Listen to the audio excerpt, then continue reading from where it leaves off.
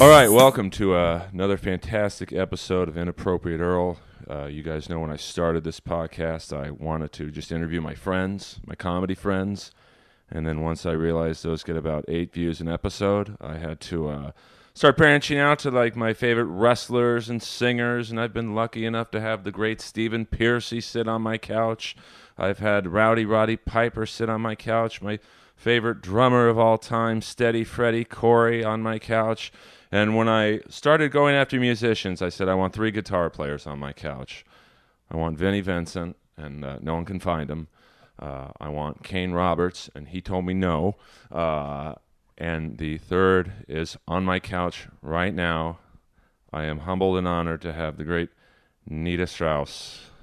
And in that company too. I'm the one who's very, very honored. Thank you so much for having me. No, I mean, most people think I'm insane for liking Vinnie Vincent. I don't think you're insane at all. Vinnie Vincent Invasion was hilariously awesome. And their first album came out the year you were born. Was which it? Was really, that 86? 1986, and it's also the year I graduated high school. So I feel really fucking old. That double V guitar was pretty cool too. Vinnie Vincent came up with some cool stuff. But I just read this kind of like expose thing on Vinnie Vincent saying how this sort of, they tracked down this sort of shack that he was living in and stuff. It's kind of a bummer of a piece. Well, it's why I sometimes never want to meet some of my. I play no instruments, but like you're an idol of mine. I'm a fan, I guess you'd say. Oh, thank you so much. I hear you're very nice through Josh. What's happening? One of the highest downloaded episodes ever, Josh Vialta. That's me. So I thank you for coming back. Yes, thank you for having me. And but I hear Vinny's a bit of a eccentric person, so I don't want to meet him. That's what you. Isn't that the article you sent me? Well, I bought his box set on cassette. And it showed up and nothing was in it. So there you go. So I just bought a T-shirt from your website. Which I thank you very much for doing that. And I want everyone to go to nitastrauss.com. Please. No, she didn't tell me to say that. I've known her for about 3 minutes. This is true. And, I'm sure she makes nice coin or whatever, but it always helps to buy a little more. Well, I'm so excited about the website. It's so cool that you bring it up so early on like this. I'm super, super excited because I'm working on totally revamping nitastrauss.com right now. There's like some really cool new merch coming out, phone cases and new T-shirts and posters and all this cool stuff. So there's a lot of really, really cool things. There's going to be I do a segment on my website called Ask Nita Anything. We're going to do it live for the first time sometime next month. So it's going to be a lot of new developments, a lot of cool stuff coming out on the site. Where do you find the time? You're so busy. I don't. Josh does. Josh does. Yeah, I kind of force a lot of things. Yeah, yes. Well, the unisex. He forces a lot of things on me. Well, we don't have to get into that. I mean, that's that's why we're here. This is you are inappropriate. So yeah, but I try and be respectful. Thank you. And my parents will most likely hear this. Oh no, that's why I got to be, like, okay, what dumb questions can I ask? Because I first saw you, I think, at Palladino's with the Iron Maidens. The Iron Maidens. My friend had said, you got to see these girls. They're unbelievable. They play better than Iron Maiden plays their own songs. That is so kind of full of shit. Or are you really being serious? No, I'm being serious. Oh, because it was funny. We talk all the time. And it's funny, you never, because I guess you were saving it all for the show. Well, yeah. But because he's never mentioned that he's seen you play. Josh has never seen me play. I've seen her play. I haven't. Well, I thought, and please don't take this the wrong way, 'cause I had no visual of what you girls look like. I'm like, this got to be a pretty ugly band if you look. A lot of people think that. Well, I mean, I'm like, all right, how ugly do you have to be to look like Bruce Dickinson? Well, how ugly do you have to be to play guitar well enough to play Iron Maiden songs? Well, the answer is not that ugly. I really want to see what the girl who plays Dave Murray's parts look like. Looks a lot like me. Well, no, I mean, you're respectfully, I say this in front of Josh, you're very beautiful. Thank you very much. But do you hate hearing that? Like, no. Like, oh, okay. Because at the end of the day, you are a lady. But remember how like one thing when like people ask you about the guitar playing stuff. I always find that interesting, like when guys interviews and stuff. Oh, you mean like just people asking who's your favorite girl guitar player and all this kind of stuff? It never occurred to me to have a favorite girl guitar player. I just have favorite guitar players. Steve Vai and Jason Becker, who I actually just met the other day, and Satriani and Paul Gilbert and Marty Friedman. They just never really occurred to me. And I think a good guitar player should be a good guitar player if you close your eyes. If you close your eyes, the greatest compliment I got in a review of the Iron Maidens was, if you close your eyes, you think it's Dave Murray up there playing, which is a great compliment, because I don't want people to look at me and go, oh, it's the chick. I just want to go, yeah, that's a good guitar player.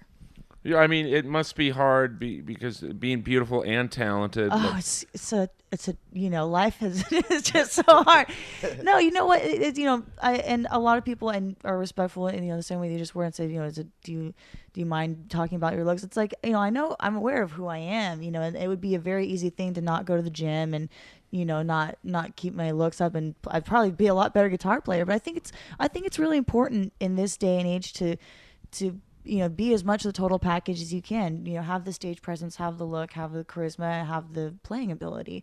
And so I just try to cover all the bases. That's really all it is. Well, you remind me, I know I mentioned Kane Roberts before. Kane is so awesome. Well, Kane, now that I've got Nita on, I think you can come on too, buddy. Kane, if you're listening, Kane, I will listen to that episode. Well, but I think he always suffered from the same problem you do. You're a lot prettier than Kane. But I mean, he was known not necessarily as a great guitar player, which I thought he was and is, but for his body. Great songwriter, great guitar player. And you know what? Here's something funny not a lot of people know. I think Kane Roberts knew that I had the gig with Alice Cooper before I knew. How's that so? Somebody told me, I was going through the audition process and I was getting ready to leave out of town for some shows with the Iron Maidens, and I was out at a bar, at my old place in the Valley, and somebody came up to me and said, "Hey, I heard congratulations are in order." And I said, "Where'd you hear that?" He's like, "Kane told me." And I was like, "Kane told you? Nobody even told me." Now, wait, I thought he was the Undertaker's brother. How's that? No, that's wrestling. We're doing cross wrestling. See, that's what Josh is for. Josh is like my wacky co-host right now. But I mean, what's the audition process like? Are you told, hey, learn 5 songs, or? I auditioned with Shep Gordon and Bob Ezrin. Shep has been managing Alice for I think 45 years now, and Bob Ezrin, of course, is one of the greatest producers of all time. And so they were the ones that kind of handled my audition process. They were Bob was really, Shep is more of the crazy mastermind genius of the whole, the stage show and the whole thing. And Bob is more the musical director of everything. So I did my first round of auditions, and Bob called me up. He goes, listen, Nita, this is not what we want at all. His exact words were, "Can you do anything else?" And I was just like, I mean, I really did pull out all the stops in that first audition. I was like, oh, I'm going to show them everything I can do. I pulled out every trick in the book, and, so I knew they wanted somebody over the top. I knew they wanted somebody with a big personality. And I told Shep when I met him, I said, "Sir, with all due respect, there's a lot of great guitar players, but the one thing I can give you that nobody else can give you is personality." And they said, "Okay, let's see it." So I pulled out all the stops. I was just doing all these, just absolutely over the top, silly stuff. And Bob goes, "This is not what we want. I mean, do you know what band you're auditioning for? Like, this isn't it at all." So, I ended up doing a much more sort of rock and roll second pass at it. And, they let me through after that one. Like, how nerve-wracking is it to have Bob Ezrin, not give you that criticism? Do you like...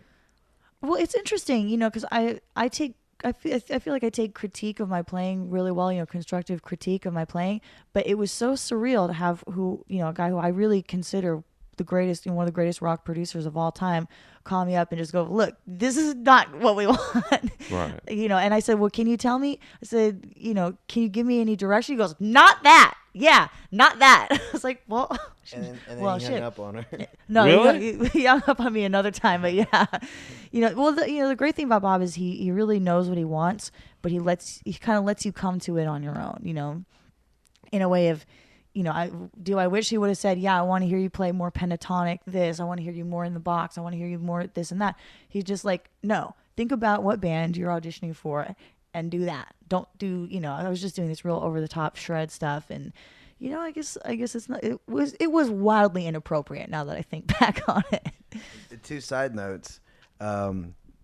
Shep has this badass documentary. Great documentary. It's on Netflix. Yeah. I just started Super watching Mensch. it. Dude, it's when you watch that, you look at him like in a whole nother light. It's like Makes you want to live your life a little better after seeing that movie. Like the guy is a genius, visionary to the max. It's really crazy. And then the other thing, which is funny, adding to her story, what Alice said in interviews after. Oh yeah, so Bob said, "Look, we don't want a shredder in this band. We need a rock guitar player." And now, it's funny. I watch interviews with Alice, and he goes, "Yeah, I'm so happy. I really wanted a shredder. I'm happy I have a shredder now." It's like, yeah. It had a little. I guess Alice had a little bit of a come to Jesus moment with the shred stuff, and he's, and it was such a seamless transition in the band. There's 3 guitar players: myself, Ryan Roxy, and Tommy Henriksen, and we just gelled right away. Ryan's a real rock guy. Tommy is a producer by trade. So he's really, kind of holds down the rhythm. He does some great solos, but, Tommy really holds down the rhythm. Ryan really holds down the rock stuff. And then when it's time for me, it just, when it's time for the jet to take off, that's when I come in. No, I mean, I had to drive Ryan Roxy to a Kiss concert once. Did you? And I'll never forget it. He's like, "Earl, I got 2 tickets." I'm like, "Oh, great. I just need 1. I can't, none of my friends are Kiss fans." He's like, "Well, Gene made me buy 2. That sounds about right. So full price. Oh, absolutely, Ryan. Me and him are both Jewish, so it was quite. And Glenn Sobel is also Jewish. Well, and I am excited because he was the drummer on the very last Shark Island album, which I am obsessed with. Shark Island. Glenn, it's so funny. I was actually a fan separately. The only one I didn't really know was Tommy, that's in the Alice band now. But I was a fan separately of every single member of the Alice Cooper band. And if I would have known Tommy was in Doro, or he's in Warlock, I would have been a fan of that too. I didn't know he played bass in Warlock in like '88, which is badass. I love Warlock. Wait, who's the one they had the poster of? Ryan Roxy. He already knows this. I should have never told him. But I had Ryan's, when I was growing up as a teenager, I had. It's funny. I actually had a lot of Alice Cooper's former guitar players on my walls. I had Red Beach up there. I had Al Pitrelli up there. I had all this stuff. And on the wall, the left side wall where my bed was, I had Ryan Roxy's GMP guitars ad. I made the mistake of telling him that once, which I should have never done. Yeah. But it's funny because now it's kind of like the movie Rockstar moment where it's like I'm just a regular guy that grew up with pictures of these guys on my walls, and now I'm one of them. And I play on stage left, I look to the right. There's Ryan Roxy and Alice Cooper, and it's pretty insane. Well, I had my ex-girlfriend see you guys in Pennsylvania. Cool. And she said she couldn't keep her eyes off you. So. Oh yeah. She said, "Well, I mean, listen, I don't. She said you were just like, and everyone's great in the band, absolutely. But you have this star quality that she. That is so nice. Please tell her thank you, or she listens. Thank you. She does listen to see what I say. Well, about thanks. It's. I try to let Alice be the front man. All of us. I mean, there's no overshadowing Alice. You couldn't if you tried. All I can do is maybe take some heat off him every once in a while when I do a long solo or something, so he can have a little bit of a break. Doesn't have to be constantly on the prowl, having to entertain everybody 100% of the time. That's really, all Ryan and I, for the most part, do is try to take a little bit of the heat, or take a little bit of the attention, however you want to think of it. Because, Alice has had quite a number of lineup changes through the years, but this band has been pretty coherent, I guess you'd say. The band as a whole now, I think, has been together for a while. I think I came in about a year ago this month, and before me, I think the lineup was together for about 3 years. When your anniversary here on the show, dude. Look at Just that. about, yeah. Listen, and I apologize for the first time you were supposed to be here. Very Hollywood. No. When you're a complete nobody like me, you have to take the work when you get it. And he had a rabbi beard not too long ago, and then he comes in the other day in the gym for his some audition to shave it off. I was blown away. I missed the beard. You missed. I looked like I looked like a baby Zach Wilde. That's awesome. And now I look like I don't know, an IT guy. A cool IT guy who works out a little bit. No, just With an leather, IT guy. with leather Adidas pants I mean, you know, but I love and wearing shiny shoes. and shiny Oh shoes. yeah, I'm a full package, like fashion comedy. Yeah. Like You got know, the comedy part right. well now I got to work on the comedy. You guys just I gonna give meant me. the fashion part of the comedy part of your fashion. But I mean, my whole goal is when I'm on stage, maybe this is yours as well, is you want people to notice you. Like, Yeah. It's, I just think about being as cool. I just want to be as cool as Steve Vai was in Crossroads. right. That's all I ever want in my whole life is just to be as cool as Steve Vai was in that movie. That's impossible. I know. But it's, I think everybody should have one, sort of unattainable highest peak goal in their life. It's good to set goals. It's good to set goals for yourself that you can attain and you can feel good when you've done them. I'm going to bench press this much. I'm going to run this far in this amount of time. But everybody should have this one, unattainable peak goal. You're like, I'm always going to be striving for that. And mine is I want to be as cool as Steve Vai was in Crossroads. But not at the very end of the scene, Right. When he can't do the four bends. Right. When he Ralph can do everything else. Yeah, Ralph Macchio was teaching him. Yeah, Ralph Right. Macchio taking him to school. We were saying this the other day. Ralph Macchio has had a kind of cool career because he gets these roles where he's just really good at really difficult Yeah. things, Karate, karate and shredding. That's awesome. I mean, my goal is just to look as cool as Steve Stevens. Steve Stevens, I mean, Billy Idol, Yeah, I mean, he just and the guitar player on the Vince Neil Exposed album, which we were just talking about, some of his finest work and totally underrated guitar work on that album. along with Dave Marshall. I mean, I have like a real, Rain Man-esque quality to tell you who played on, Vince Neil's. And Steve Stevens, his flamenco albums are amazing too. His solo albums are unreal. Yeah, Flamenco a Go-Go. Go is nuts. And His albums. I think he did some albums with Bozio and Levin. Some shred stuff. Yeah, Tony Levin. Yeah. So now I hear rumors of a solo album from you. That's true. The rumors are all true. Now what's that gonna be about? I've been going back and forth. Should I write a rock album? Should I write it? Do all this stuff. Yeah, it's true. and I think what I've landed on is I'm a metal kid. I'm a thrash kid. I grew up playing death metal. And that's what I still listen to on my own time. I just want to make an album I like now. I can write a rock album. I can write. There's time for this, but. I just want to come out swinging really hard for my first album on my own, and so that's what I'm gonna do. I'm just gonna write the album that comes out from my heart, and hopefully people like it. I don't know how well Alice Cooper fans are gonna understand it. A sort of like super heavy 7-string down-tuned instrumental shred album, but that's what my heart wants to do. Now, will it be instrumentals? So, will you sing on it? Well, I want people to buy it, so I'm not going to sing on it. If I was singing on it, I don't think it would do too well. I'm just going to see how it sounds when I write it. I'm kind of have it in my head now, maybe a half kind of thing. I've got some ideas, for some singers I'd like to have on it, and I'm gonna let singers do what singers do on it. Hopefully, I want to. I'm friends with Tina Guo, who's an amazing cello, shred cello player. I just played on her metal album, so she owes me one. I'm gonna make her play. Maybe do a sort of metal Vivaldi type thing, not like Great Cat style, like less sloppy. Right. And just kind of see what comes out. I just want it to come out swinging hard, and that's the bottom line with it. Now, you've yet to play on an Alice album, right? I have not played on an Alice album yet. But you probably will, and then fingers crossed. I certainly hope so. It'd be a great honor to play on his next record. Are there any plans for a new record? Right now, he's actually finishing up the covers record that he's been doing for a while. He's been in the studio working on that since Welcome to My Nightmare, and so he's working on the this great covers album, and he calls it a tribute to he says all my dead drunk friends, the Hollywood vampires himself and Jim Morrison and John Lennon. All these guys used to hang out and party and drink and stuff together. And we actually do a lot of it in the set now. In our headline show, we do a Doors song. We do My Generation by The Who. We do Foxy Lady by Jimi Hendrix, which I love, not. And they said, you got to do a Hendrix song. I was like, not Foxy. They're like, yeah, like really?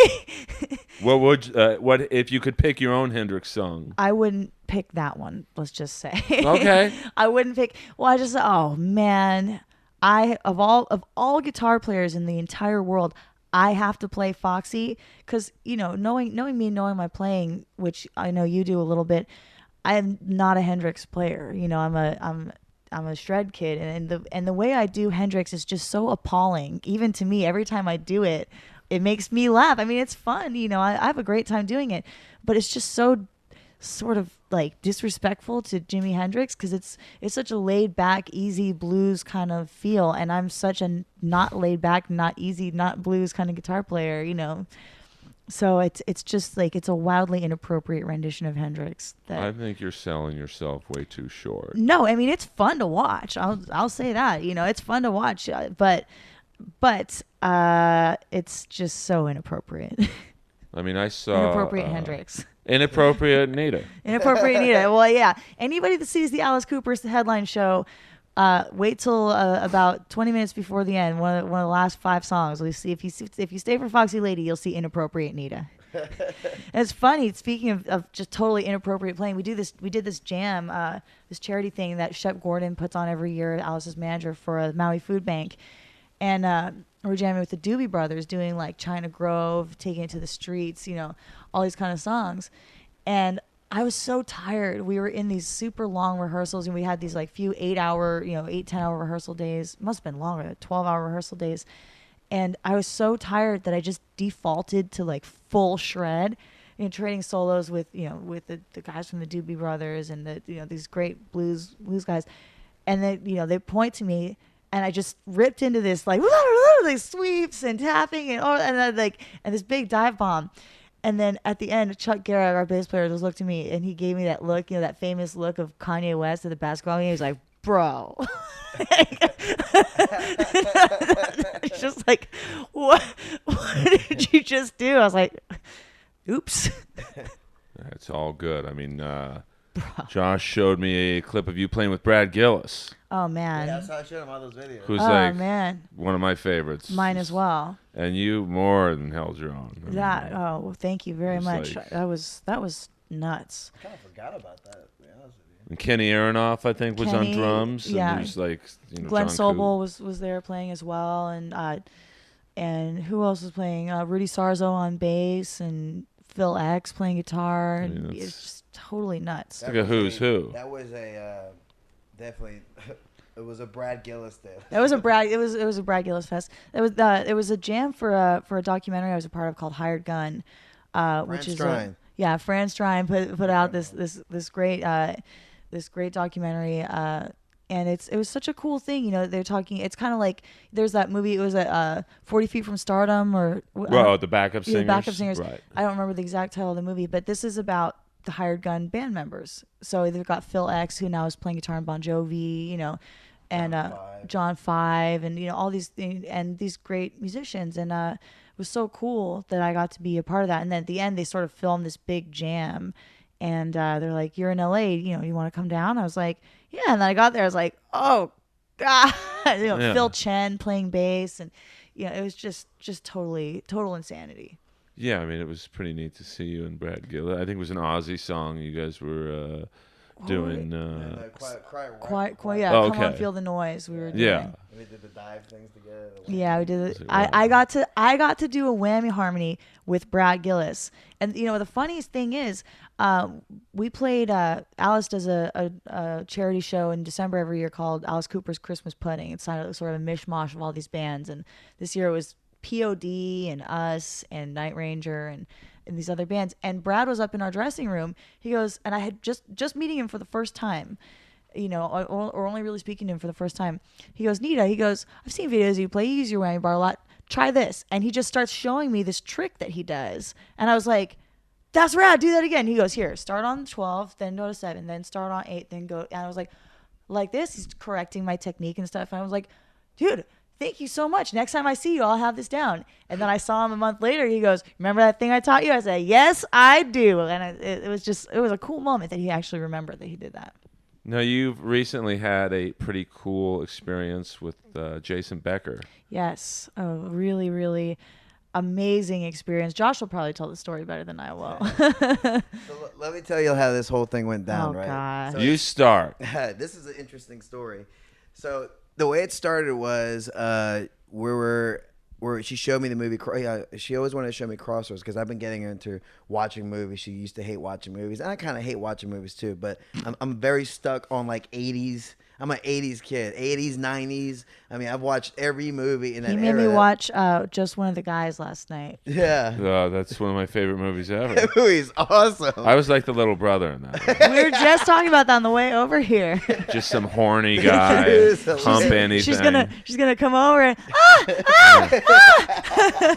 Dude, that kid is hilarious in that movie. Been showing her like what Coming to America she's in love with. License to Drive, Which is funny because I played guitar in Lorraine Lewis's revamped Femme Fatale. Right. And so we're watching License to Drive, and then all of a sudden, waiting for the big one comes. I'm like, oh yeah, that's I play guitar on that song now. I mean, you were 2 years old when that movie came out. Well, I mean, I've shown her so many movies. Anyway, so she was like, kind of like, oh, I gotta show you Crossroads. You never seen it? I was like, no. She's like, Ralph Macchio. And I An was like, 80s movie that he hadn't seen. yeah. I was like, Ralph Macchio. Wait, he's done other shit other than Karate Kid? Yeah. I forget all this stuff. I mean, my cousin Vinny, which I actually just showed her too. She loved that one. That's her laugh when she gets really excited. Anyway, It's funny. So she showed me that, and about 3 months. About a month and a half prior to that, she showed me the Jason Becker documentary, and I Jason knew Becker is not dead yet. It's called. Who's an amazing, like, it's a really sad story, but just Basically one of the greatest guitar players to ever step foot on this earth.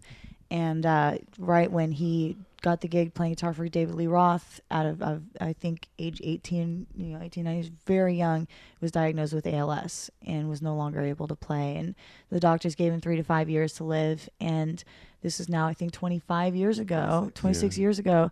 And he is, thriving, composing music. He and his dad have developed a communication system using his eyes. And it's just a really, really incredible story, and anybody that's listening to this, just go watch that movie. Go watch that movie. It's talking about buy it on iTunes. You don't get it. Yeah. And even if you're even kind of weird about it, just go to YouTube, type in Jason Becker movie, and watch Jason the trailer. Becker trailer. And it'll change your life. I mean, it changed my life being there, but we'll get to that and how it happened. we'll get to that on another podcast.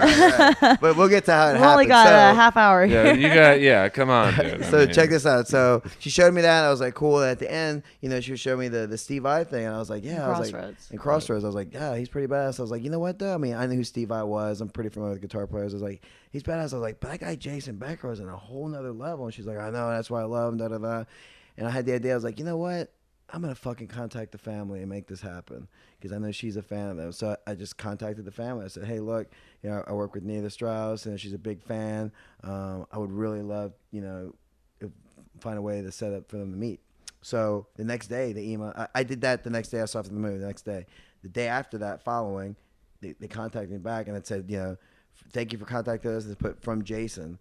And he said, thank you very much for contacting me. I'm a big Nita Strauss fan, very familiar who she is. He said he saw the video of me playing the national anthem at an LA Kiss football game, which I was just like, Jason Becker already knew who I was. Neat. Yeah. Like, I was blown away when I read it. I was like, holy shit. And they're like, hey, you can either come this Sunday or next Thursday. It'll be best. And I was like, I was freaking out because I was like, this is so awesome. It's going to make her happy. And I didn't know. Yeah. She didn't know until she got there. And she didn't even know really. I mean, okay, so I got the thing happening. So I was like, I went to her and I was like, how am I going to get this? How am I going to make this happen? So I was thinking really fast on my feet. And I was like, hey. I don't believe that. Trust me, I do. So I was like, I got this business opportunity for you. Listen, I was like, who's that guy? I was like, what's the hardest thing you know how to play? She's like, Malmsteen, Satriani. And so I was like, no, who's that guy? Jason Beckham. She's like, Jason Becker, you know his name. You watch I got all mad. Yeah, she got all mad. She's like, I was like, yeah. Jason Beckham. Yeah, come on. And so she was like, I was like, yeah, learn one of his stuff. She's like, I can't do it. I was like, I guess you can. She's like, I can't. I was like, I'm telling you, look. Learn it. There's other. He told me it was an audition, and he said there are other people that they're considering over you. You have to learn the hardest thing to show them all up because he said the magic words to any guitar player, but especially to me, growing up as the only girl guitar player I knew, the only the youngest guitar player and that I knew, all this stuff. The magic words were they asked how fast you can play.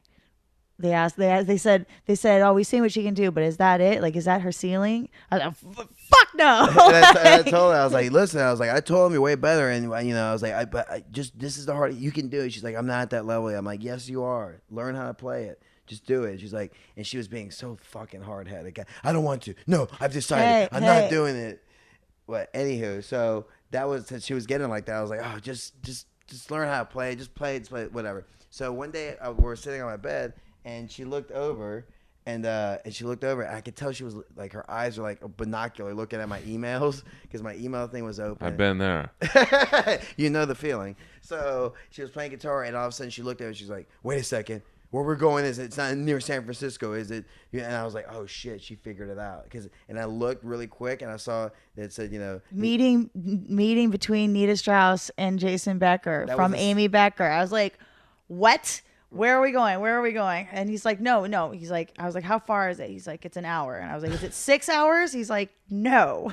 And then he sent a fake email. Wait, no. So, and then that's part of it. So the part of it is it goes, so she figured it out. I said, look, there's an app. I'm going to tell you, there's an app company that's interested, and they want you to be the face of it. And that's why, okay, you have to figure out, you wanted to find out. And I was like, 30 minutes later, I was like, you know what? I was like, oh, and by the way, I contacted his family about you playing his benefit show later on the year. So, because I knew she saw it. So I was like, later on the year, but they said to contact them like, 2 months before the show. And she was like, that's so awesome, right? So I sent the fake email to myself. So I saw her, she started practicing. So I started documenting the whole, like, her learning it day by day. And I started learning Perpetual Burn. Yeah, she started learning Perpetual Burn.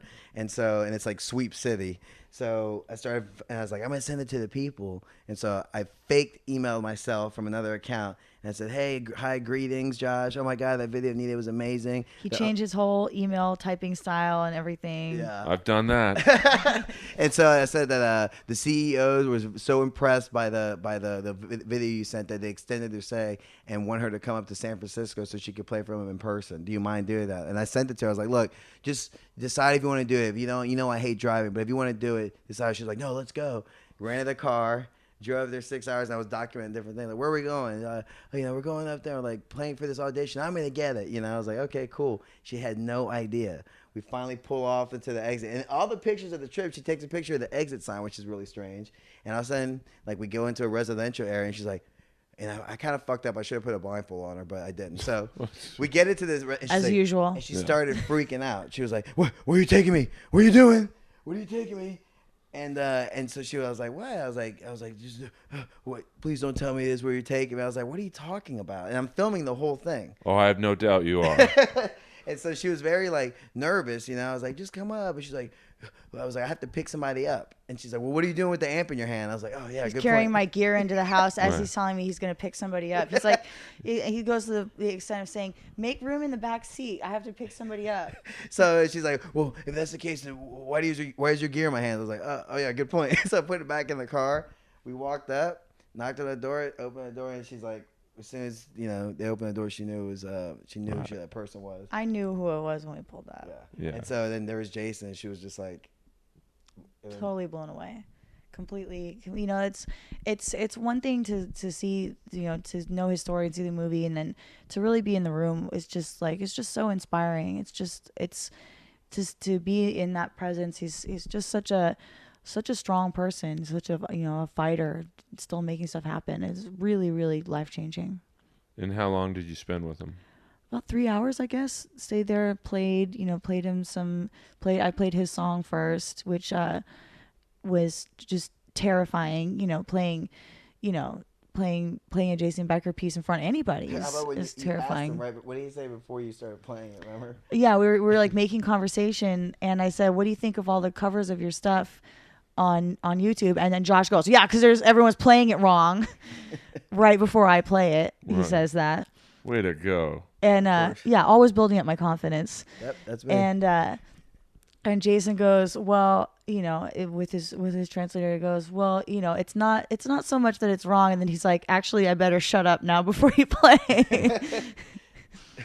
But he was really, really amazing, really inspiring. I got to ask him some questions about, advice that he had for guitar players and all this stuff. And just, getting to play for him was truly even just the thought that I gave him a little bit of joy getting to play his songs, Right. was a great way to say thank you for all the gifts that he's given, not just me, but the guitar playing world as a whole. What advice did he give you? He said, make sure you listen to all different types of music. Don't just get stuck in one genre and develop your own style. Because, if you just listen to one kind of music, if you just listen to one thing, then you're going to just turn into a one-dimensional guitar player. So listen to a lot of different stuff and develop your own style around that, which is great advice. Like, who were your first influences? Vi. And, and I was really into Cacophony, Jason Becker and Marty Friedman. Really, I was just always into the shred stuff. I was always into the super shred stuff. When did you first start? 13, after seeing the movie Crossroads. So that's 1999? I guess so, yeah. 2000, I think. So that's an interesting time for music, Yeah, there wasn't a lot of shred stuff really going on, but, I grew up in a house, without TV, without, a lot of stuff, so there wasn't really a whole lot to do except play guitar. Right. I was doing gymnastics before I started playing guitar, and then I picked up the guitar and literally never went back to gymnastics ever again. I was nationally ranked and everything. I think when I quit, I was number 9 in the U.S. Really? I was ranked really high. And I picked up the guitar. I saw Crossroads, and I went back to the gym one time because I had all my stuff in the locker. I was supposed to go to practice at 5 p.m. Walked in at 5:15. My coach tapped on her wrist. You're late. And I was like, I know. I grabbed my stuff and I walked out and didn't even say goodbye. Been my coach for 8 years. Did you know who Steve Vai was, or did you have to look him up after? I didn't know who he was before the movie. And what was the first body of work of his you saw, the David Lee Roth? Passion and Warfare. Right. Passion and Warfare was what I got into first. And still to this day, I listen to that album and I hear things I never heard before. I've heard it thousands upon thousands of times, and it's just transcendent, that album. And then, so Steve Vai's your first influence, and then did you gravitate towards any particular style? Just, I played my first show with my first death metal band that year when I was 13. Really? Yeah. I was all about the heavy stuff. I was always about the metal stuff. So I always just gravitated to louder, faster, harder, all this kind of stuff. And that was what drew me to music. That was what drew me to everything. And it was an interesting, dynamic for a female musician and a very young female musician. My first band ever, they're I auditioned for them and they're like, how old are you? And I was like, 15. I was 13. Right. They're like, well, that's kind of young. And I was like, well, do you have somebody else to do it or no? And they're like, well, no, the first show's, in a couple weeks. Can you do it by then? And I was like, yeah, I'll do it by then. So I played my first show ever. We played For Whom the Bell Tolls. Oh, wow. Yeah. I was playing bass. I wasn't playing guitar. They said, can you play bass? I'd never picked up a bass before in my life. And I said, yeah. That's just sort of been my MO in my entire career. Someone goes, can you play this? And I go, yeah. And then I go home and figure out how to play it. That's pretty amazing. The other thing that's cool is she's been touring as a kid, never stopping. I started touring at 15 and just never ever stopped. And they said I got a call, to be in Jermaine Jackson's band. They said, can you play funk? And I was like, yeah. With my extremely limited understanding of what was funk guitar playing. I was like, yeah. I went and I listened to some stuff. I'm like, that's not that fast. I can play that fast. That's not very fast. Boom, I got this. And I got there and just immediately realized, oh, this is a lot more than just playing fast. This is, playing funk has nothing to do with playing fast, which is at that point, all I knew. But I was 21, 22. I'm from Santa Monica. I'm not funky at all, So luckily we had another guitar player in that band, Mike Scott, who's a phenomenal funk guitar player and played with Prince and, kind of showed me the ropes a little bit. So that's been great. It was Pablo Picasso is the one that said, I'm always doing things that I cannot do. That is how I learn how to do them. And that's what I do with playing guitar. And it was Jermaine Jackson. I mean, a good dude. He comes from a very interesting family. He does. He does. We worked a little bit with Randy and Tito as well.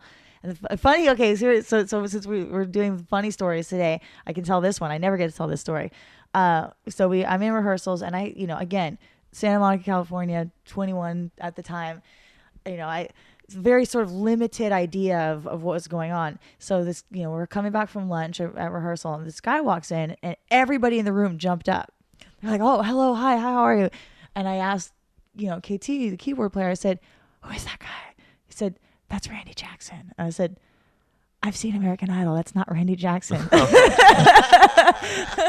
And I thought he was wrong. And I was like, "You're stupid." Like, he goes, "No, that's Randy Jackson from the Jacksons." I was like, "Oh, okay." Yeah. That's a generation gap. It wasn't Randy Jackson from Journey. Yeah, Randy Jackson from American Idol. He played in like the really kind of the glam era of Journey. Yeah. Which I liked. But, which I like too. I mean, I have a weird taste in music. All into that stuff. Mm-hmm. So, and then how's the Iron Maidens gig come about? The Iron Maidens thing came about. It's I've heard that band referred to as a breeding ground for female talent, for female guitar players. They've had Neely Brosh, who went on to play with Tony McAlpine. Nikki Stringfield, they've got now, is a great guitar player. Courtney Cox, who's still in the band, is a phenomenal talent. My best friend, and Courtney came up to me as I think I was doing signing at the NAMM show, at the NAMM convention in Anaheim. And she said, "Hi, I'm Courtney. I play guitar for Iron Maidens. We've heard good things about you, and we want to know if you would come down and audition."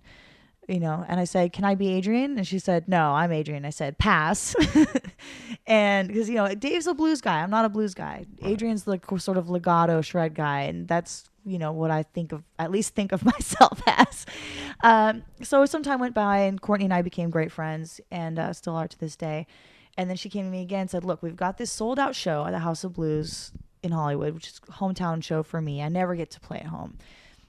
We've got this, the show's already sold out. Our guitar player just bailed. As a favor to me, can you just learn, 10 songs, 12 at the max, and come in and do this show?"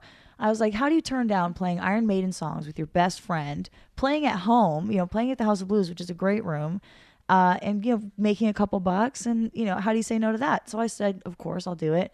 And then all of a sudden, 3 years and 45, 50 Iron Maiden songs later, I was still doing it. I got to play all over the world with them, and it was awesome. Being in that band was like having a slumber party all the time with your best friends. And you just have to get up and play for 90 minutes, play Rime of the Ancient Mariner and some other stuff, and then go back to drinking and partying and boozing it up and getting on planes. And, it was a fun time. What's your favorite Iron Maiden song to play? Fear of the Dark. Oh, I love that song. Fear of the Dark, or Flash of the Blade, which is funny. I didn't realize how my two favorite songs, Fear of the Dark, Flash of the Blade, are kind of like, but those are the two most fun to play, for sure. Flash of the Blade's like a little more obscure. Not that many people know it, but Fear is fun because everybody, no matter where we are in the world, I play that song, all over South America and in Asia and in the US, and everybody sings along to that song. Everyone's screaming the guitar part, just like Rock in Rio. Whoa, It's all good. You can take the call if you need to. No, it's my alarm telling me to take my vitamins because I'm a rock star like that. That's why you look so good, though. That's why you can play at such a high level. This one's got me on all kinds of vitamins and working out and eating right and all this stuff. Well, your travel schedule is insane. Yes. Aren't you going to Europe, I think, we leave for Europe on Tuesday, and I get back, essentially I get back January 2nd for all intents and purposes. Oh, wow. So you go to Europe and then? Well, we've got a few days off, and then we hit the road. So I leave for Europe. I've got one guitar clinic in Paris on the 17th, and then we go straight to festivals. We're doing that, some headline stuff, and then we come back to the U.S. and join back up with Motley Crue. For their final... The final tour, the second half of the final tour. It's funny. Everyone's going, the final tour was last year. Bullshit. I knew they weren't hanging it up. People don't take the time to read. It's a 2-year-long tour. You can't play everywhere in 1 year. It's just not possible unless you're Metallica. So it's a 2-year-long tour. We're hitting the U.S. again, and then it's just a few days ago been announced we're doing Europe with them as well. That's awesome. So we'll be in the U.S. for most of the fall, and then Europe in October, Europe in November, and then back to the States in December. But I mean, Motley might turn into like the Kiss farewell tour, which I think is going on. They can't. They've signed a cessation of touring agreement. They can actually never tour as Motley Crue again after this. December 31st will be the last show. I just something about Nikki Sixx makes me believe there will be some angle. I knowing them as well as I do now, I can tell you Nikki is not done playing music, and you can look forward to a lot of 6 a.m. touring, a lot. And I just saw that band recently. They're on fire. Those guys are absolutely poised to take over the world. Like, I can't wait to see what they do after this year. Is it neat to see Mick Mars, like, who's like this guitar legend? Oh, it's amazing. Every night. It's absolutely amazing. His drive and determination is so inspiring. He's really not well. He's not been well for some time, and the drive and love for his instrument that drags him up on that stage every night is absolutely amazing. We did, I think, 5-6 months with them last year, and we're doing most of this year with them, and just absolutely amazing. Now, of course, being a big Kiss fan, I must ask you about being LA Kiss. The house. Here we go. No, I don't want you to. I don't want any shit talking. There are actually, you know what? My whole story with that is so boring. I have no hilarious Gene and Paul stories. No Gene stories. I have not one. He was so amazingly nice to me the whole time. Like, Gene and Paul, every interaction I had with them was so lovely. And I wasn't even supposed to do the national anthem. It's a funny thing. Everybody knows me for doing the national anthem at these shows. I wasn't even supposed to do the national anthem. I was just supposed to come in and, you know how hockey games and stuff, they've got the organ player, the dun dun dun dun dun. They wanted to do this sort of like the, you want the best, you got the best, big Kiss type extravaganza. They've got concussion bombs when the LA Kiss scores a touchdown. They've got girls in micro bikinis dancing in cages suspended from the ceiling, all this stuff. So they thought, instead of having an organ player, let's get like a shredding guitar player up there to do the in-game breaks. And then a few days before the first home game, Harlan Hendrickson, who's their entertainment coordinator, was at the time, called me up and said, do you know any singers that can do the national anthem? We're desperate. We want a name. We want someone cool to do it. We tried to get Slash and he wasn't available. And I basically, like, over the phone, just basically got down. I was like, please, can I do it? Please, please, please, please. You don't have to pay me anything. Like, I'll do it totally for free, which is probably the magic word. with Gene, anything with Gene, yeah, I said, don't pay me any extra. Like, you don't have to do anything. If I don't do a good job, I'll never do it again. But please, please, just let me do it one time. I'm a huge NFL fan. I'm a big sports fan in general.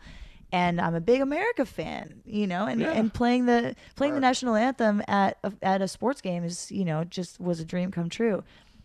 So I got to do it, and I ran out, the teams ran out, they stood facing each other, and I stood right in the middle, and I got to honor America like that. And it was a really, really amazing experience. Now, they say that's a hard song to sing live. Is it a hard song to play live? Absolutely. The pressure is on with that song like no other song. That's one song you don't want to mess up.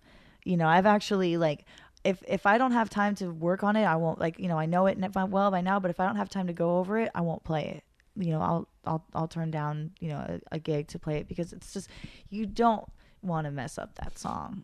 Yeah, I saw. You've seen enough people mess up that song, Yeah, I mean, I go to a lot of hockey games, and I've seen Slash play it, and he was great. Absolutely. Satriani plays it amazing. Zach Wilde was totally amazing. I think his appearance scared the crowd. It's like, oh my god, this guy's like an ISIS member. I was supposed to go to that game, actually, that Kings game. Yeah. How many pinch harmonics are in there? A lot, but the guy who butchered it, and I'll say his name, just not out of disrespect, but it was Michelangelo. Man, Michelangelo, he's such a great player, and he did. Absolutely. Did he Michelangelo it? Well, he comes out, 4-neck guitar, and I'm not. That's his thing. Yeah, but I hear you. It's all good. Yeah. And I'm just gonna say, listen, I'm not gonna win any male modeling contracts, but he had like this wild, I'm assuming, wig on, and is it a wig? Absolutely, absolutely. See, I'm so oblivious to this stuff. I've talked to him a bunch of times, seen him play a bunch of times, and I love Nitro. There's another Jim Gillette. Amazing. Come on, like a freight train. Whoa! That voice. Yeah, but it never occurred to me that it would be a wig. I'm assuming it is. I mean, I'm not the brightest guy in the world, as many people who know me can vouch for. But he just started taking some creative liberties with the song, and it's just like, that's the thing. You just can't mess up that song. And I actually got a lot of critique for my version of the song. And I tried to stay very true to the melody, but I did some improvisation at the end. You know, like I did some little shred stuff here and there. I tried to really hold back a lot on that song. And a lot of people, man, they ripped me apart on Facebook and stuff, wrote to me saying how disrespectful it was. You know, and then other people writing to me saying, "Oh, your version was better than Jimi Hendrix." You know, you can't please everybody. Most of the time, you can't please anybody. You might as well just try to please yourself. Sometimes your significant other. What? Well, I always say, if you have an ego, no matter what you do, put the best 5 minutes of whether me being comedy, you playing guitar, you pumping weights, put it on YouTube. And the first comment will be, this person sucks. This person sucks. And the funny thing is, I actually was talking to Jason Becker about that, you know, because I saw Jason Becker come to a kid's defense on YouTube. Some kid was playing, I think, one of his songs, and people were going, this kid that has no technique. It was some 9-year-old kid or something playing this incredibly difficult guitar piece. And Jason actually stepped up and wrote a comment on it and said, what do you guys have to do with your lives that's so important that, you know, or don't you guys have anything better to do with your lives than sit here and pick apart a kid for being enthusiastic and playing a song, you know, like, I mean, these are my words, not Jason's. Yeah, maybe the song's a little bit out of his reach, but how cool is that? You know, Jason did not say that. Right. But yeah, I saw that video. You know, a more seasoned guitar player would have played it better, yes. But really, you have nothing better to do than go tear down a 9-year-old for playing a song that's a little too hard for him. Like, you know, what a crazy thing. What a crazy world it is that we live in, that people find the time. Where do they find the time? I don't have the time. They've got it. People come home from work like, all right, let me get on YouTube and start reading people, you know. And it was funny, half the videos I search, I just directly go right to the comments. You know, I'm like, oh, I want to see it, but I just look and just eat. It's like it's civil war in there. You know, people start. Oh, it's crazy. They start arguing with each other. Yeah, funny. there's a big debate raging on YouTube right now about whether or not I'm a cutter. I found out. Everyone thinks I wear, you know. What's that mean? If I cut myself, like you. Yeah, and people are going, she's so talented. She has so much to live for. Why would she do something like this? And you know, and I looked at the video they're talking about, and I did have an awful lot of stage blood on that day, you know, but the guy that took the video said, look, I talked to her after that show. She was cleaned up. You know, you know, it's tempera paint. And the reason why I did it was I replaced a guitar player named Orianthi in Alice Cooper's band. And she'd had this sort of like little trickle of blood that she used to put, like the stage makeup. It looked like a sort of, they called it zombie-anthi. Like she'd been, you know, vampire or drinking blood or something. So, you know, me with a perpetual chip on my shoulder, I come in and go, oh, she had a little bit of blood. I'll show you blood. I just start, you know, like I started to have this whole backstory that I invented for myself about the blood that I put on. And I think about it when I'm applying it, and just like basically just wanted to look like I was just got done with the fight of my life, and now I'm going to go play a show. So I see what they're saying. I mean, there was a lot of blood a lot of tempera paint all over my arms at that show. But I mean, if I was really going to be like that kind of person, wouldn't I wear long sleeves or something? That's the kind of thing you don't really like show off to the world, like, yeah, look how bloody I am. I don't think cutters do that in public. They kind of stay at home and do that by themselves, you know. I don't profess to know, you know, anything about the depths, you know, of depression that you have to go to get to that point. But I'm a pretty happy person, and I love my job. I love what I do. I love, you know, I love just about everything about my life. And if I was going to do something that dark and that negative, I certainly would, you know, and especially this great position I found myself in now. There weren't a lot of female guitar players to look up to when I was starting to play guitar. And now it's so amazing. There's Orianthi and Neely Brosh and Courtney from the Iron Maidens and myself. And there's this great surge of incredible female guitar players coming out right now. And I'm in a position to be a role model and show some girls, hey, it's cool to play guitar. I'm not going to mess that up by going and cutting myself and showing the world this, you know, this negative thing. I'm very proud to be a role model for, you know, like the greatest Facebook messages and tweets and stuff that I get are from parents saying, I took my daughter to see Alice Cooper and Motley Crue, and then she asked for a guitar for her birthday. What about your clinics? And yeah, and same thing, you know, guitar clinics, there's, you know, a lot of younger girls coming, you know, a lot of girls coming out to the clinics wanting to learn, you know, talking to me about that, saying that, you know, it's great to get to do that for some girls. I didn't really have that. I mean, I'm trying to think of the Jennifer last... Batten, who was incredible, but I didn't know who she was. You know, back then she's playing for Michael Jackson. I didn't know who she was. Michelle Meldrum from Phantom Blue, who I didn't know who she was till way later, but I'm a huge fan. I mean, those were the only two I really liked until recently. There's not. I mean, I could think of the Donnas. Yeah, Allison. And then. But she didn't really do a lot of solos. Right. You know, I'm a shredder at heart. You know, I want to hear fast guitar playing. Like Friday night. Yeah, what's Friday night? Let's not speak in code. I don't even. The guitar player show we went to. Oh yeah, the benefit for Cliff Coltrane from Shrapnel Records. Right. A great benefit. Steve Vai and Satriani played, and Animals as Leaders, one of my favorite new kind of shred prog bands. That was a lot of guitar playing. Did you want to get up there with them, or? I wanted to, and then the more they played, the less I wanted to. But they did this jam at the end, and I told Josh, I was like, man, I want to be up there. I could hold my own. I could do it. And then the more they played, I was like, ooh, I would want to practice a lot. Right. And me being a drummer saying that, and I mean, I know good guitar players and stuff like that, but man, those guys are another level. It's just it's mind blowing because they would trade back and forth and go in the row and like solo off each other. And it's just like, how do you know this many techniques and licks? And it's just like mind blowing. They got a lot of licks, those guys. Well, they're a little older than you are, so they've had a little more time. Tosin is young from Animals as Leaders, actually. Tosin Abasi is young, but yeah, the thing is, I'm 28. I can't bank on that anymore. Like, you know, I was 15. I was the 15, you know, and I wasn't really that good, but people said I was good, so I thought I was good, and so I banked on them. Oh, well, yeah, but they're better than me, but they're older than me. And now at 28, that's sort of like a bad form. You know, I can't like, someone said in a review, they're like, you know, people were getting in the comment wars.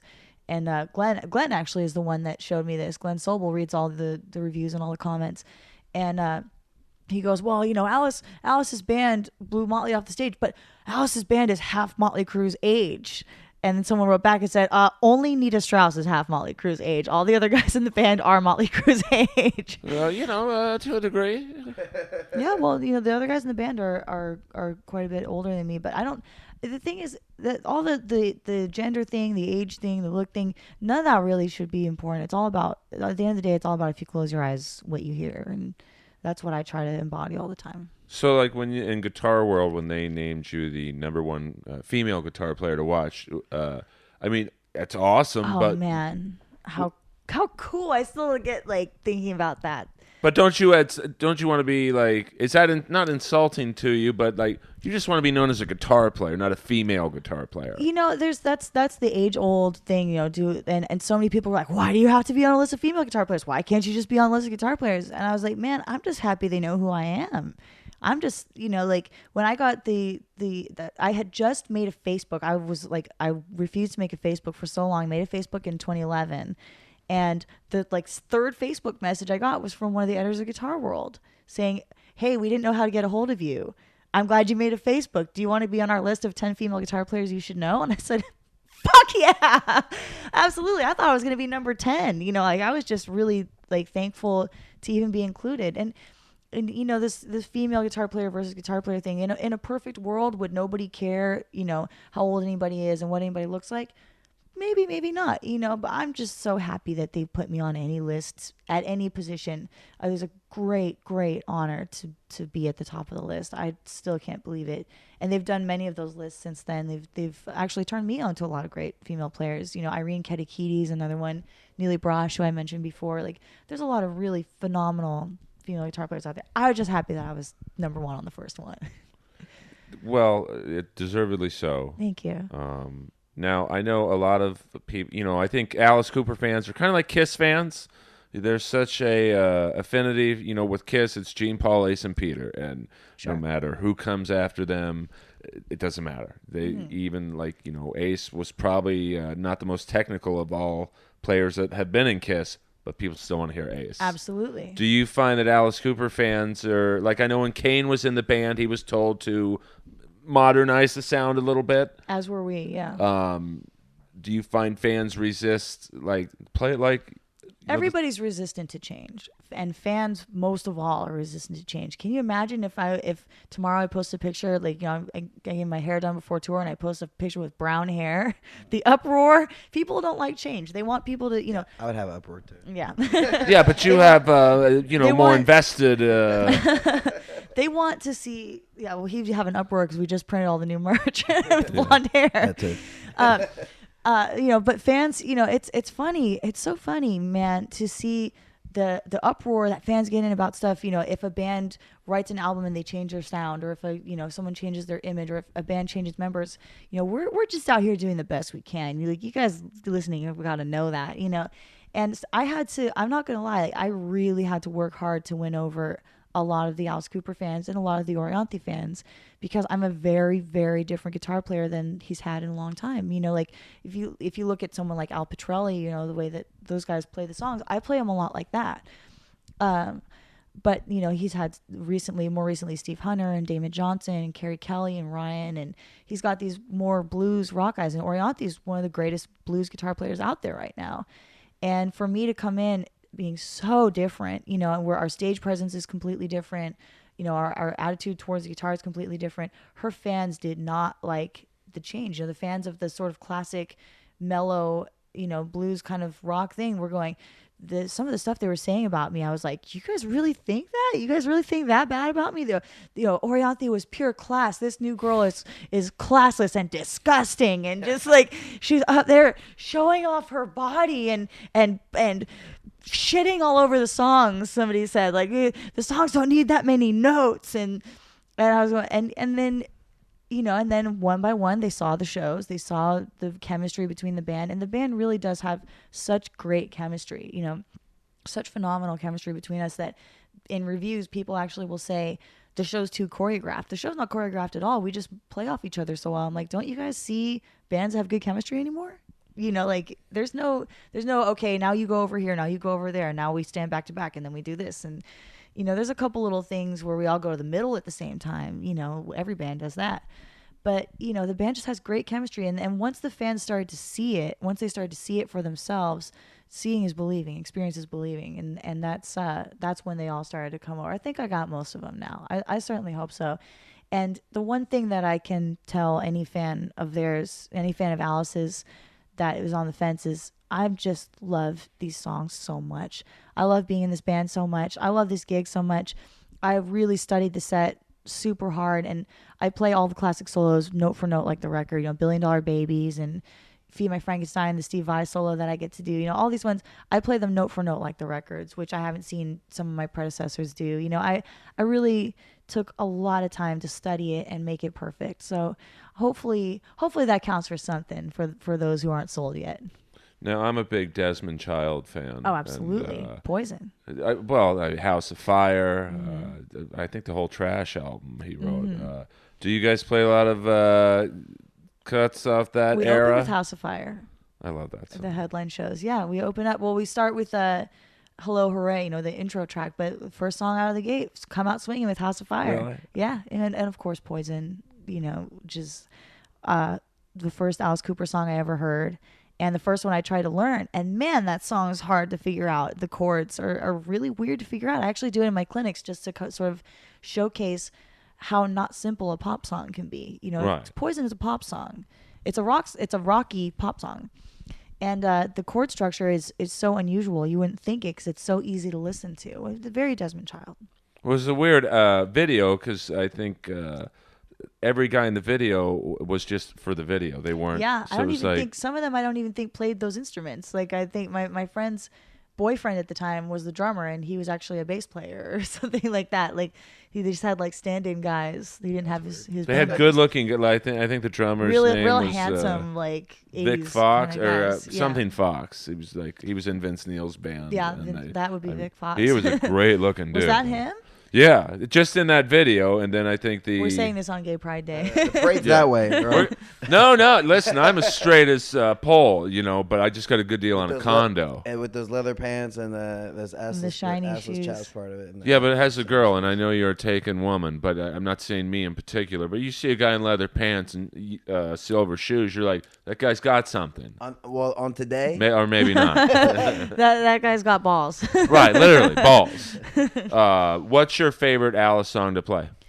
I have to always go with Feed My Frankenstein, and it's not one that everybody thinks, but man, I just love that I get to play the Steve Vai solo, because Vai's my guy. Vai's my hero, and I learned that song note for fucking note, and every single night when I get to play that song, I go, yeah, I'm doing it. I'm playing the Steve Vai solo in front of all these people. Like it's a fun moment for me.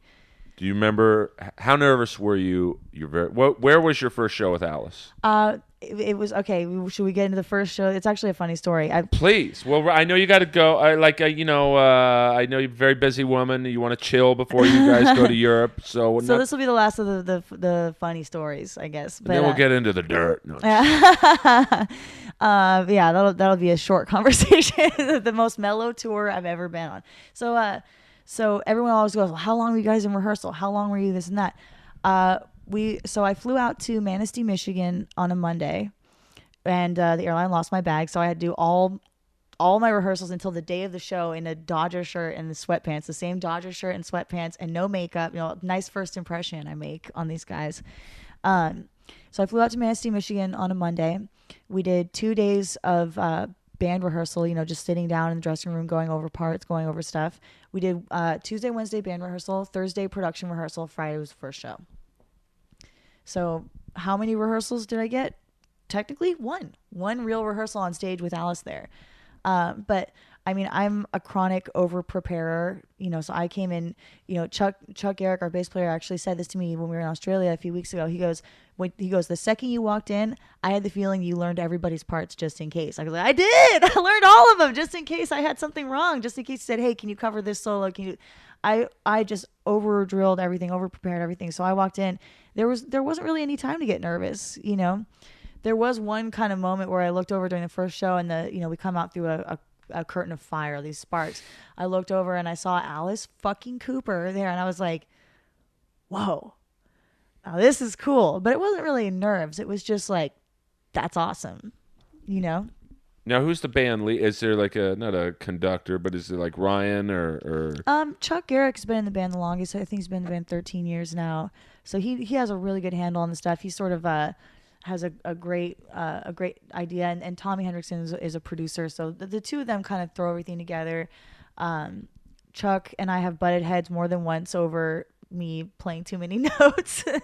But Chuck's always got the song at heart, so I always try to listen to him in that respect. Is it because he's used to other players playing less notes? No, I don't think it's really so much other players. I think Chuck knows when it's time to rein me in, because I do tend to just go off and go into hurricane mode and forget about the song. And I know that, I know I have a tendency to, I'll step all over anybody's song if they let me. Right. So Chuck he'll go, hey, maybe try this, that, and then I go, well, that's my solo. I mean, this is my time to do my thing. He goes, I know it is, but maybe you could just do this. And he's got a great way of kind of dadding me into doing stuff. Well, listen, I can't thank you enough for doing this. Thank you very much for having me. This was a lot of fun. No, I mean, it's hard to not ask you the basic questions, but this is the part where you plug everything you can. Everything I can. Well, I mean, the main thing is just nitastrauss.com. The new and improved, revamped website experience is coming soon, and I'm really, really excited. It's like the coolest merch I've ever had by far, and I'm really, really excited about it. Well, the unisex shirt I bought about an hour ago, I love it. That's awesome. I'm secure with my sexuality to walk around in that shirt. It's a very brightly colored shirt. And then on Twitter, Hurricane Nita on Twitter, Facebook.com/Nita Strauss, Hurricane Nita on Instagram. Well, Nita, Josh. Yes. You guys are awesome, and I would thank you very much to Josh for setting this up for us all to chat. Yes, because I'm sure it was weird to. I'm sure you get weird emails and tweets and Facebook messages. Hey, do you want to do my podcast? And I think the weirdest thing is probably man, we got to do this thing, and then you bail out on me and ruin, the setup for it. But yeah, the first time. But yeah, it's all good, man. Cool. Don't make me feel bad. You make him feel bad on his own show. When Hollywood calls, you have to answer. Yeah. I've been here for 10 years. I know how people can get. So it's like if Alice calls you a couple hours ago, says, Nita, we're gonna write a new Desmond Child song. I would understand. I'm on a plane. You got to bail out. Absolutely. So you gotta keep steaks in the fridge. Yeah. I mean, Daddy's gotta, make sure I have enough money to buy Kiss shirts and the Equinox membership. Equinox is like $300 a month. So I gotta look good. I love wearing my Alice Cooper shirts at Equinox because. These people look at me like I have no fucking money, and I'm just like a lowly metalhead. And I get looked at like that all the time too, because all I wear is band shirts. Yeah. Oh, I love wearing I wore a Jackal shirt to Equinox. That is so funny. Ryan and I were just talking about Jackal. Jackal is one of those bands that you don't hear a lot about. You don't hear the songs on the radio, but man, everybody has a Jackal shirt. Well, they make a great. This shirt. We actually used to count the Jackal shirts. Ryan and I, here's a great thing to plug. Ryan and I do every single show, we do a free meet and greet. Ryan calls it Rock and Roll Parking Lot. He used to call it Roxy's Rock and Roll Parking Lot, but now he changed it to the International Rock and Roll Parking Lot since I'm doing it with him all the time. And it's you can sign up for free at facebook.com/rock and roll parking lot. And before every single show, Ryan and I go out and do like a little free meet and greet, talk to people, sign stuff, take pictures. Ryan always brings his Gibson out, the one he's going to play on stage that day, and lets people, check it out. And we actually had like sort of a game last summer on the Motley Crue tour, counting the Jackal shirts at Rock and Roll Parking Lot.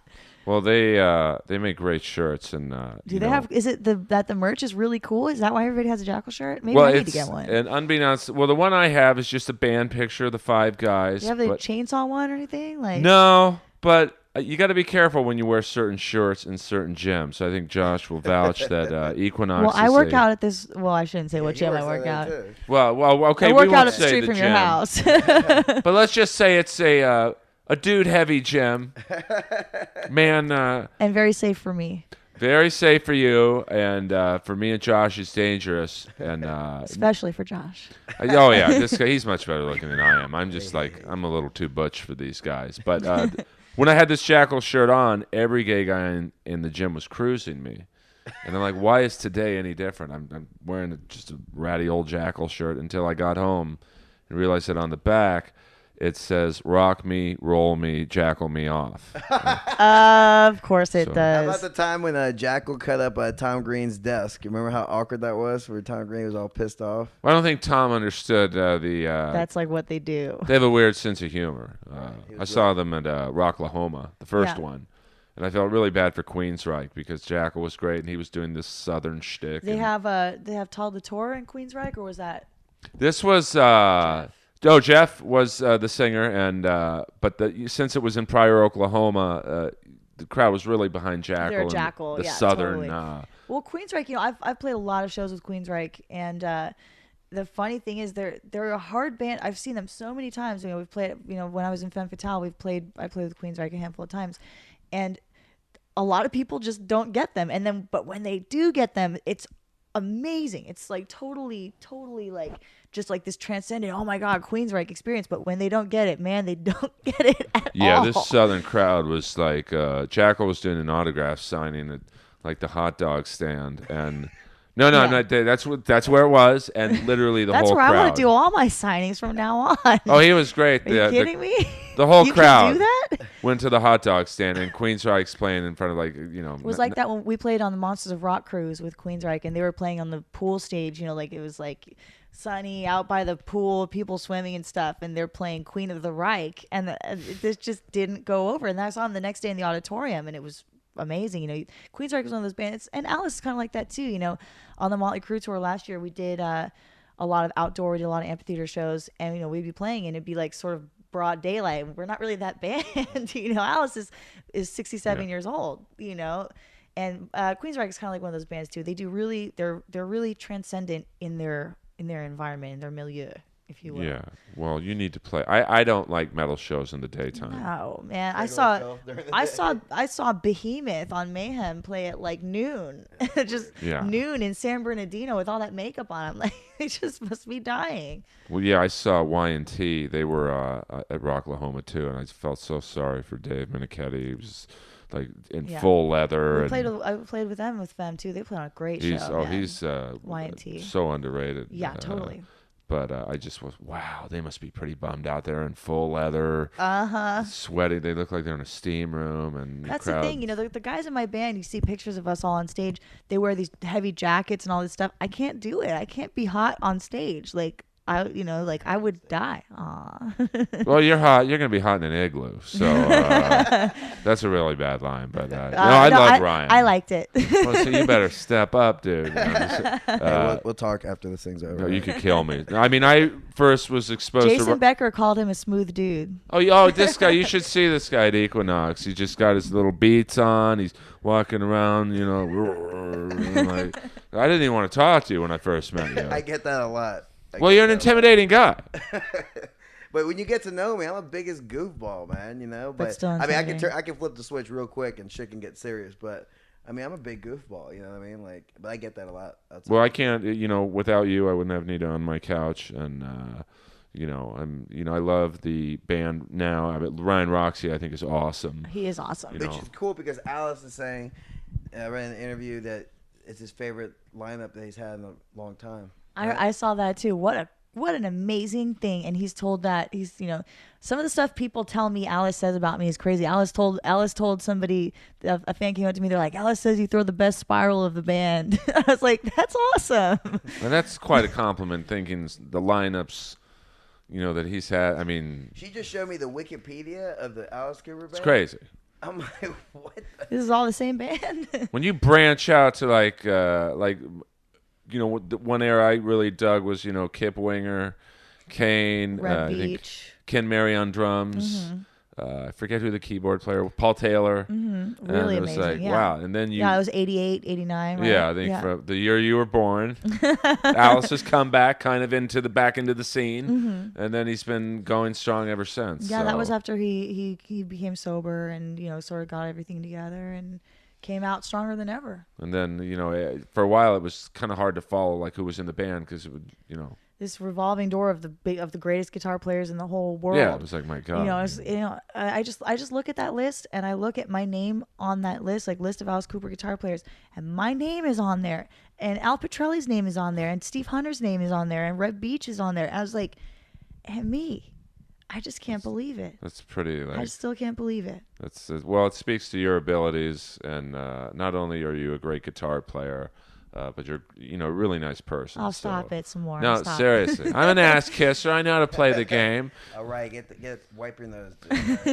All right. So on that note, I can't thank Nita enough. Josh, no, I'm just kidding. I see how it is now. But go. When is the new merch on nitastrauss.com? To be announced very soon. If you check out all the social media, all that, the official announcement, the official release date is very, very soon. It should be in the next week or so. But go there now because there's still some. I bought a shirt for $15. Yeah, all the old stuff's on sale. Getting room, making space in the garage for the new stuff to come in. So all the old stuff's cheap right now. I mean, she's got all the tube tops for girls, tank tops, yeah, tank tops. I mean, she's got. I'm feeling you got the tube top, tank top thing. No, I needed the double XL. Believe me, I've been to a few metal shows. You could probably throw a triple and a 4XL in there. No, honestly, I saw more 2XL than anything else. Because, you wash it once and warm, and then it shrinks to the perfect fit. Now, this is really gay now that I'm giving laundry advice. Oh, you get the black detergent for your concert shirts? Oh, absolutely. It's the whole thing. Yeah, the dark detergent, you got to do it. I got a Vinnie Vincent Invasion shirt that fits me like you got to keep that thing straight. Got the nice flying V in there. The double V. Listen, Vinny, just please get back in the game at some point. I'd enjoy that. Well, it's just like you're kicked out of Kiss 3 times in 2 years, and then your name's Vinnie Vincent, and you get kicked out of the Vinnie Vincent Invasion. It's impossible. You can't kick Alice Cooper out of the Alice Cooper band. It's like it's his Shep wouldn't band. let that happen. But follow Anita. They're touring the world, Motley Crue tour. I'll be there at Staples Center. That is awesome. I won't be there at Staples Center, but you'll be there. Oh, why won't you be there? Alice Cooper, unfortunately, as far as I know at this point in time, we are not going to be on the final few shows. That is going to be a Motley Crue extravaganza. Well, way to bring the interview to a screeching close. halt. Screeching halt. Well, no, me. I'm saying me, not you. I will. You know, you never do know what will happen. Anaheim. We'll be at the Honda Center in Anaheim with them. That right now is looking like the last show for us on the tour. But I'm an LA kid, born and bred. I still have my fingers crossed that some miracle will happen and we'll be on the final few shows. Well, let's just all put our fingers crossed, toes crossed, and point them in the direction of Nikki Sixx and Vince Neil and Tommy and Mick too. And let's get that final show together. But that's going to be a great show in Anaheim. Absolutely. And it'll be kind of like coming home for me. I played there so much at the LA Kiss games because that's their home stadium. And do you not do that anymore just because you're too busy? Yeah, unfortunately, the season's on right now, and I gotta go. I gotta go work. And that's the video that helped her get the gig, by the way. Yeah, they said they said what do you have that you can show Shep Gordon? And I said, well, I guess I could show him playing some Iron Maiden songs. He's not going to get that. What better to show them than the national anthem? So that's what I sent. And then the next day they wanted to meet me. And then that's the video Jason Becker saw. How awesome was that? Well, I'm sure Gene Simmons is probably drawing up a lawsuit right now to get his little hands on something. Jim Florentine said that. I mean, Gene, he had anything remotely to do with anything. It's, I'll leave it with this great positive thing. The last thing that Paul said to me after my last LA Kiss game. Paul was walking out to his car and I was walking in my dressing room, and he actually stopped and said, Nita, stopped the tracks, turned around, walked about 15 feet back to me and just said, hey, I understand that this is your last game with us. I just want to thank you. And we're, Gene and I both are really sorry to lose you, but we're happy you're going to such a great camp. We're very happy. Eric Singer, of course, was in Alice for years, and they're very close with the Alice camp, and he said we're really bummed to lose you, but we're really happy. If we have to lose you to anybody, we're happy it's to the Alice Cooper camp. Well, that's a very nice thing for Paul to say, yes. And I've never had Eric Singer on because I don't have enough recording time on this thing. Eric loves to talk a lot. Because I used to see Eric and Ryan in this band called Glam Nation. Glam Nation, yeah. Which was just an awesome. Totally. I think it was Eric Dover was singing and. Teddy Zigzag and I still haven't met Teddy Zigzag. Everybody talks about Teddy Zigzag. I think he's somebody I would like to hang out with.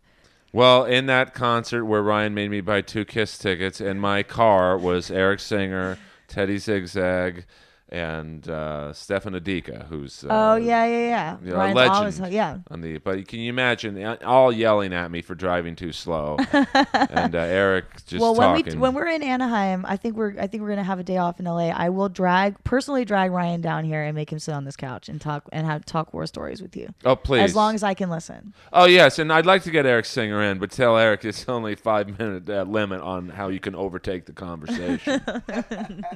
Eric was giving me stand-up advice. I'm like, Eric, come on, I don't give you advice on fills.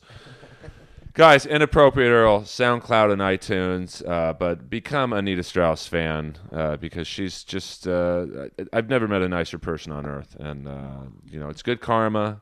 Josh is a great dude, too. One of the highest downloaded episodes ever of Inappropriate Earl. So thank you. Leave the dirty YouTube comments for my show. Please, I don't get offended.